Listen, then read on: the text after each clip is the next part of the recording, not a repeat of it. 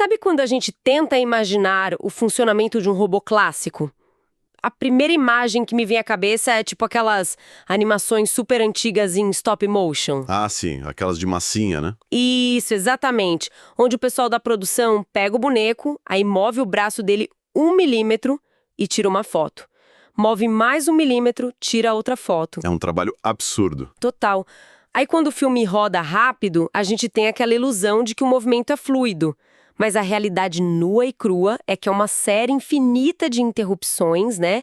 De quadros congelados e cálculos matemáticos todos picotados. E é exatamente assim que a robótica tem funcionado até hoje. Um passo de cada vez. Pois é, e é por isso que eu tô tão animada com a nossa análise profunda de hoje. Bem-vindos, pessoal! O foco do nosso mergulho é um material simplesmente fascinante que acabou de vazar. O famoso documento de validação Nengu. Um material pesadíssimo, diga-se de passagem. Sim, detalhando as entranhas daquela arquitetura misteriosa, a Ion Phonics. A nossa missão aqui hoje é destrinchar os testes 5, 6 e 7 dessa bateria e depois mergulhar fundo nos testes 18 e 19, que são o grande clímax do documento. Com certeza, esses testes finais são onde a grande ruptura acontece. Exato. Nós vamos entender como esse documento prova, de uma vez por todas, que um robô não precisa mais parar para pensar. E mais, como essa tecnologia pode simplesmente eliminar a necessidade de inteligências artificiais gigantes, tipo um ChatGPT da vida, para fazer a máquina falar. E isso muda o jogo todo. Muda demais. O motivo pelo qual quem está acompanhando a gente deve se importar com isso é muito simples.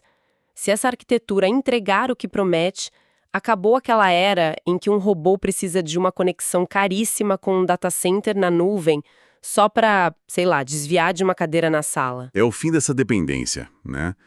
O que a gente está vendo nesses documentos, especialmente lendo as entrelinhas, é uma ruptura monumental. A robótica tradicional, ela sempre sofreu de uma coisa que a gente chama de paradoxo de Moravec. Paradoxo de Moravec?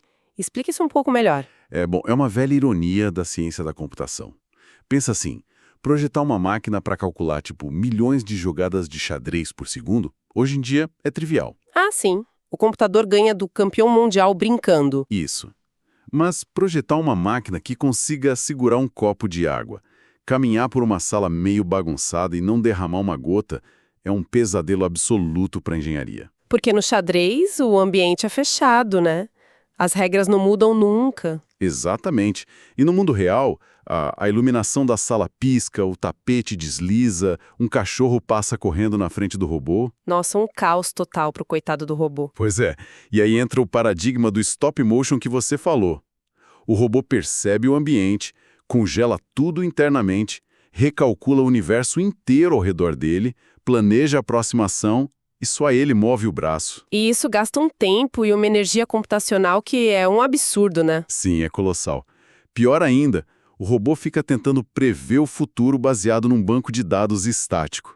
A arquitetura Phonics, ela simplesmente pega essa abordagem e joga pela janela. E é aí que entra a tal da cognição temporal contínua que o documento cita tanto. Isso mesmo, a chamada duração estrutural. Nessa arquitetura, o passado do robô ele não é salvo como um arquivinho num disco rígido para ser consultado depois. Tá, mas se não é salvo num banco de dados, onde ele fica? A experiência que ele acumula atua fisicamente no presente. É tipo uma inclinação natural para o futuro, entende? Quando a máquina esbarra num obstáculo, ela não para e reinicia o planejamento. O tropeço vira uma deformação imediata na própria estrutura do sistema. Então ele ajusta a trajetória no momento seguinte, sem aquelas pausas lógicas. Perfeito, sem pausas lógicas. O que nos leva direto para a prova de foco do documento, que é o ambiente onde esses testes rodaram. O sistema Nengu. Ah, o Nengu. Eu dei uma pesquisada sobre ele antes da gente gravar. E olha, ficou bem claro que ele é um simulador baseado em grafos numéricos discretos. Ou seja, por baixo dos panos, a matemática dele opera em passos separados, um de cada vez. É um ambiente teoricamente hostil. Muito hostil. Para qualquer coisa que tente fluir de forma contínua, né? Então eu te lanço a grande questão. Se o alicerce matemático do simulador é todo quebrado em passos, como que é possível essa duração contínua sobreviver ali dentro? É uma ótima pergunta. Não seria só um truque? Tipo uma ilusão de ótica da programação?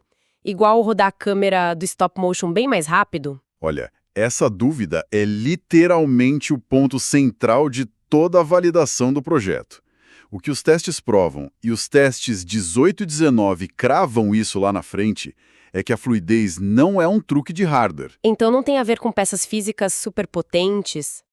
Não estamos falando de usar um chip neuromórfico físico ultra avançado que imita o cérebro humano em silício. A continuidade surgiu dentro desse simulador numérico padrão por causa de uma mudança na ontologia temporal do modelo. Peraí, ontologia temporal. Esse é um daqueles termos super pesados de engenharia que afastam as pessoas na hora. Eu sei, isso é complicado. Como a gente traduz isso de um jeito simples para quem está no trânsito agora ou lavando a louça ouvindo a gente? Bom, vamos simplificar.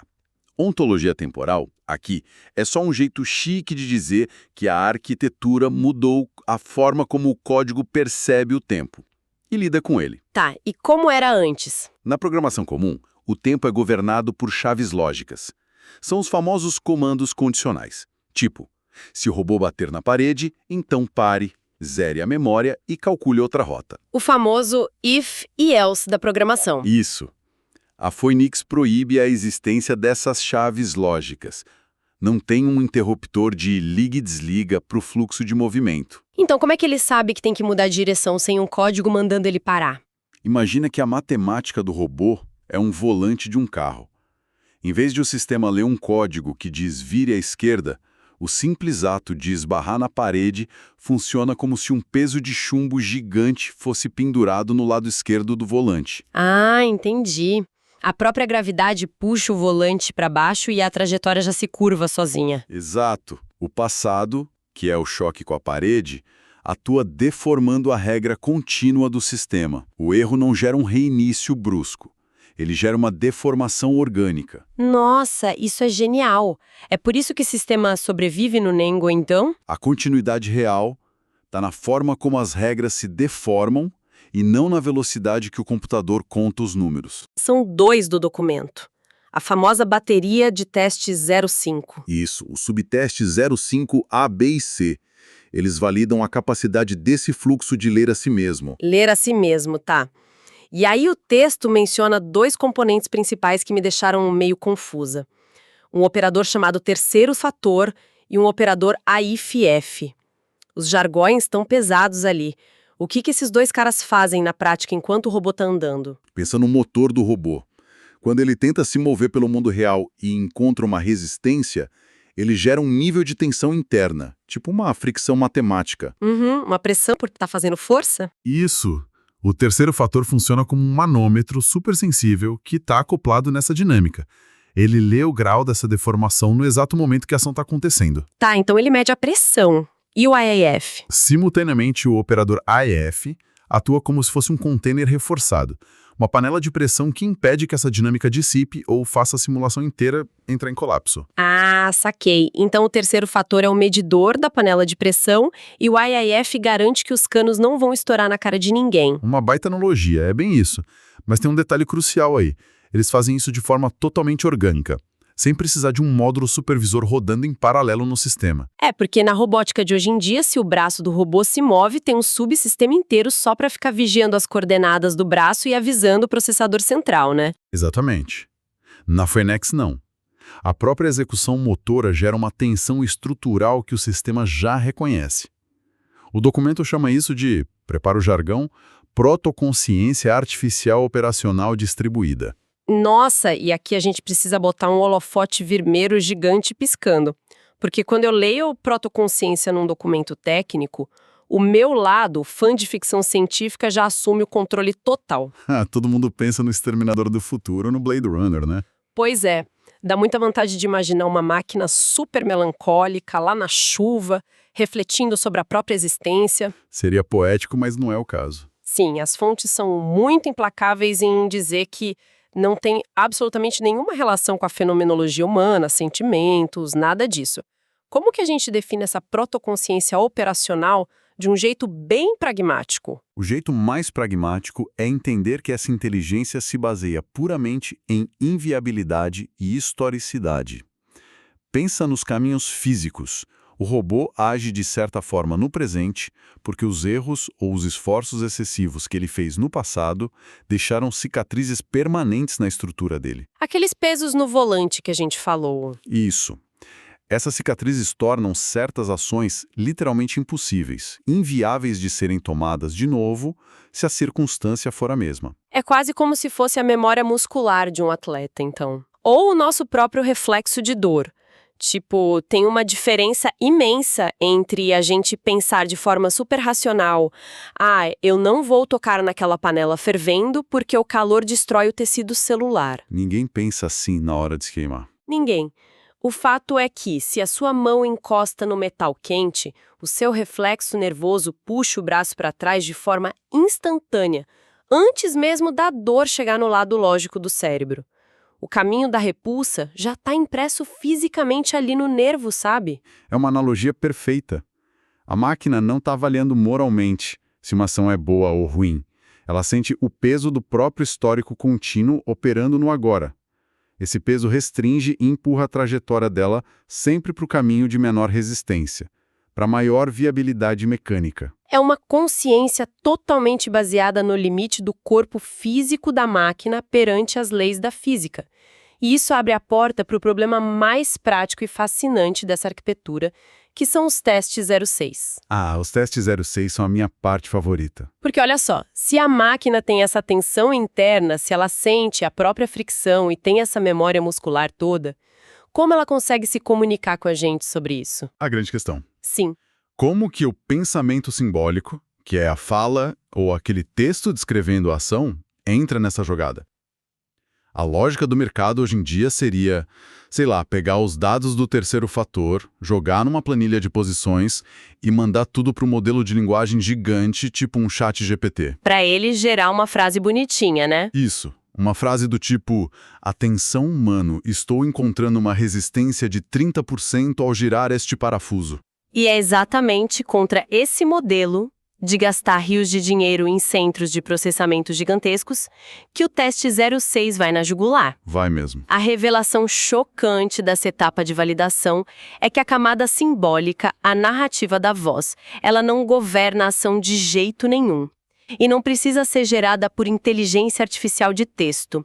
A fala do robô simplesmente pega carona na trajetória do motor. O físico é que manda, a palavra é só um eco. O físico é o mestre absoluto ali. Para comprovar isso, o documento fala que a equipe do Nengo usou uma tecnologia de captação em humanos, o traje Vestia.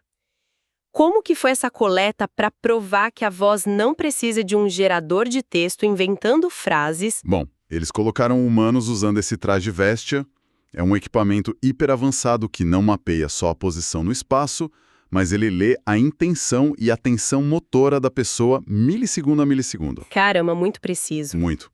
E enquanto essas pessoas executavam umas tarefas físicas super difíceis, laboriosas mesmo, eles ficavam com microfones captando o áudio contínuo real da voz delas. E o que o sistema fez com isso? A mágica foi que o sistema Phoenix absorveu esse pacote inteiro. Ele aprendeu a segmentar e recompor o fluxo da voz humana, mantendo as pausas, a respiração ofegante da pessoa, sabe? Aquelas hesitações quando a gente está fazendo força. Sim, sim. E manteve a coerência natural de tudo isso sincronizado com a dificuldade da ação física bruta. Deixa eu ver se consigo trazer isso para uma imagem bem do dia a dia para quem está ouvindo a gente. Imagina que você está observando alguém tentando consertar um encanamento vazando num espaço super apertado, lá debaixo da pia da cozinha. Tá, clássico. A pessoa tá lá lutando com a chave de boca, a porca tá emperrada, e aí a pessoa começa a resmungar em voz alta. Tipo, quase lá, só mais um, opa, assim não gira, agora foi. Perfeito. Esse encanador, ele não estruturou mentalmente a gramática na cabeça dele. Ele não acionou um modelo de texto interno para redigir essa frase toda antes de mover a mão. O murmúrio flui direto como se fosse, um vazamento sonoro do esforço físico prolongado. O físico força o aparecimento da palavra, né? Exato. sem tirar nem pôr. O movimento complexo já puxa a linguagem junto com ele.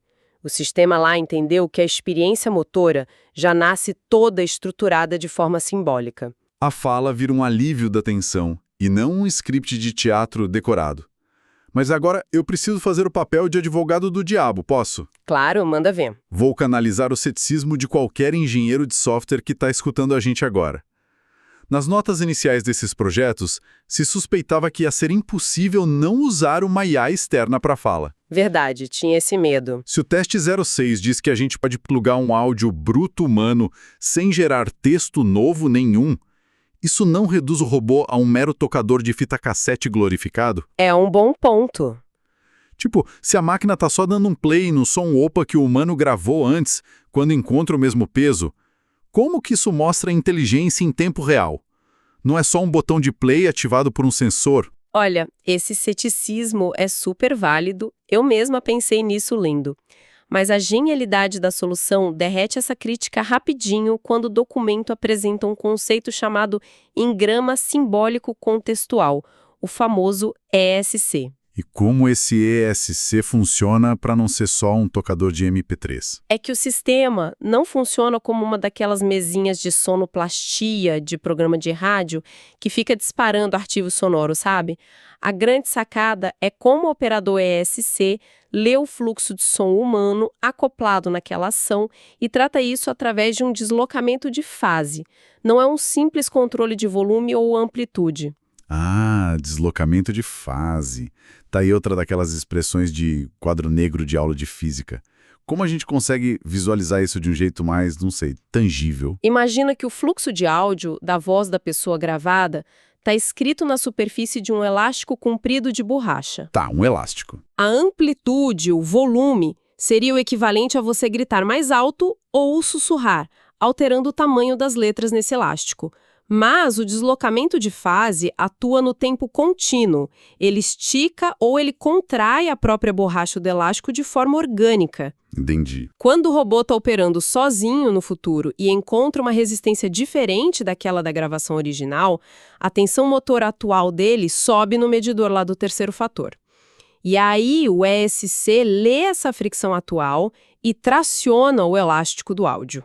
Ah, então quer dizer que a hesitação, aquele opa, sai mais longa e mais arrastada de uma forma supernatural se o parafuso atual estiver mais duro do que o do treinamento? Exatamente. A palavra acompanha a velocidade do suor do robô, digamos assim. A velocidade de reprodução da voz, as pausas, a distorção, tudo acompanha microscopicamente a física do objeto no momento presente. O elástico estica conforme a resistência mecânica empurra. Isso. Ele não tá dando play, ele tá metaforicamente soprando por aquele instrumento vocal humano com a força do fôlego da própria dificuldade física dele. Nossa, isso é brilhante. E derruba totalmente a necessidade do texto gerativo. Não precisa mandar para a nuvem para IA gerar texto. Derruba totalmente. E isso serve de ponte perfeita para o teste 07. A gente já sabe que a linguagem acompanha o motor em tempo real, alongando ou encurtando de acordo com a resistência. Mas a vida real não é só encontrar resistência num parafuso. Não, de jeito nenhum. A vida real é um caminhão passando na rua e fazendo o chão tremer. Ou alguém tropeçando sem querer no cabo de energia do robô. Exato. E o que acontece com a fala contínua se o robô sofrer uma perturbação física super aleatória, abrupta, no meio da tarefa? O teste 07 desenha exatamente essa premissa de desestabilização. Eles inserem uma força perturbadora gigante, não mapeada, no fluxo de ação. Como se fosse um empurrão físico forte nas costas do robô. E o que o robô faz? O resultado é fascinante. O sistema absorve essa anomalia toda sem causar o famigerado reset global. Ou seja, ele evita a tela azul da morte. Evita. Evita aquela pausa constrangedora de 5 segundos, onde a máquina fica parada, olhando para o nada, tentando reconectar no Wi-Fi para perguntar para o servidor, lá no Vale do Silício, o que ela tem que dizer depois de levar um solavanco. Nossa, o abismo de eficiência mora justamente aí. O motor registra a cicatriz do impacto, aí ele ajusta o torque para não cair, e a camada da fala simplesmente reflete esse pulo. Adapta a sílaba, insere um silêncio forçado, quer dizer, um silêncio natural, sem ter que recalcular a rota do zero. O erro vira parte integrante do fluxo da experiência na mesma hora. É uma fluidez impressionante. É muito gratificante ver a beleza dessa engenharia. Mas, e aqui a gente chega no coração do que você mencionou no começo, os testes 18 e 19, eles não deixam a gente esquecer que isso tudo está amarrado a uma revolução muito, mas muito pragmática. Um impacto financeiro e estrutural. É a ruptura no segmento da robótica como a gente conhece hoje. A ênfase desses testes finais é justamente a validação absoluta de que a duração do Bergson em ambientes agnósticos cria essa protoconsciência, sem discretização simbólica. Sem precisar ficar cortando a realidade em pedacinhos. Exato. E falando de dinheiro, de infraestrutura. Sabendo quão pesada e cara é a infraestrutura de inteligência artificial hoje, os dólares envolvidos são um absurdo. Comercial exige que os erros físicos da máquina sejam mandados de volta para fazendas gigantes de servidores. O robô dá pau, a câmera tem que mandar gigabytes de vídeo para o data center e dezenas de placas de vídeo consomem a energia de um bairro inteiro só para calcular novas estatísticas. E depois devolvem uma correçãozinha para o chão de fábrica. O custo operacional, que é o famoso OPEX, vira uma bola de neve infinita que não fecha a conta. E como que os testes 18 e 19 mostram que a Phoenix inverte a lógica do lucro aí? Eles mostram que a arquitetura transforma esse modelo dependente da nuvem em um sistema local, orgânico. É a tal da computação de borda, o Edge Computing, mas levado ao extremo. Você substitui aquele armazenamento de dados em disco pelas deformações estruturais, as cicatrizes no código. Então a máquina aprende e se adapta no exato milissegundo da falha? Sim, lá no local. O problema não viaja para a nuvem. A experiência solidifica em instinto imediato na estrutura matemática do próprio robô. O impacto disso a longo prazo. Você zera a dependência de retreinamentos massivos e milionários. O que derruba de cara o custo contínuo de servidor e banda larga, né? Despenca o OPEX e catapulta o ROI, o retorno sobre o investimento, de quem compra e financia essas frotas de robôs. A autonomia não vira só uma, que bonitinha vitória técnica. Ela vira uma necessidade econômica totalmente viável para a produção em massa. E assim a gente chega na síntese mais profunda desse material que tivemos a sorte de ler hoje. Esses testes finais comprovam que teorias que o pessoal achava que eram só filosofia pura há um século, tipo a ideia de duração contínua do Henry Bergson, sabe? A ideia de um tempo fluido e inquebrável, né? Isso. Isso provou que pode sim ser forjado dentro de um código e rodar em simuladores numéricos agnósticos. É a prova de que a protoconsciência artificial ganha vida mesmo quando o motor dita as regras sem a gente picotar os símbolos. É muito impressionante mesmo.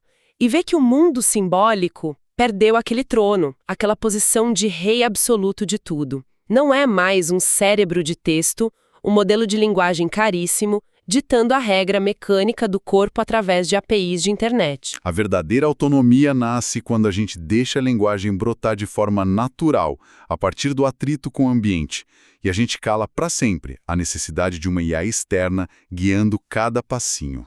Para a gente encerrar o nosso mergulho, eu gosto de deixar para quem está ouvindo a gente uma pulga atrás da orelha. Lendo as entrelinhas desses testes todos, bateu uma reflexão sobre evolução que eu achei super forte. Manda dala. Hoje em dia, a evolução de qualquer tecnologia, do celular ou do carro inteligente, depende de pacotes de código puro. O desenvolvedor conserta um erro lá na Califórnia, envia uma atualização pela internet de madrugada e a frota de carros inteira fica 1% melhor no dia seguinte, certo? É o padrão da indústria. Mas a arquitetura Phoenix inaugura uma era onde os robôs não arquivam códigos de maneira tradicional.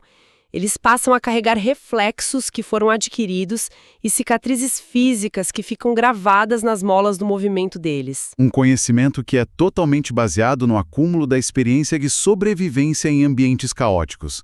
Não é só processar estatística fria. Exato. Então imaginem como vai ser a nossa convivência com isso daqui a, algumas décadas. Quando essa primeira geração de robôs que usam a Phoenix for substituída por modelos mais novos, eles não vão receber um backup frio de um monte de números. Não, de jeito nenhum. A nova geração vai simplesmente herdar a história procedural de milhões de horas de tentativas, de frustrações físicas, de malícia mecânica dos ancestrais deles, milhões de hesitações na voz, milhares de pesos acumulados no volante. Tudo herdado direto na estrutura base. É o alvorecer de uma evolução mecânica que imita a biologia como a gente nunca viu na ciência de dados. A máquina que, no fim das contas, aprendeu a esbarrar nas coisas, a murmurar o próprio desconforto e a respirar a física do mundo sem interrupções. Deixa aí a reflexão para todos vocês. A gente se encontra na nossa próxima análise profunda. Até lá, pessoal. Valeu, um abraço.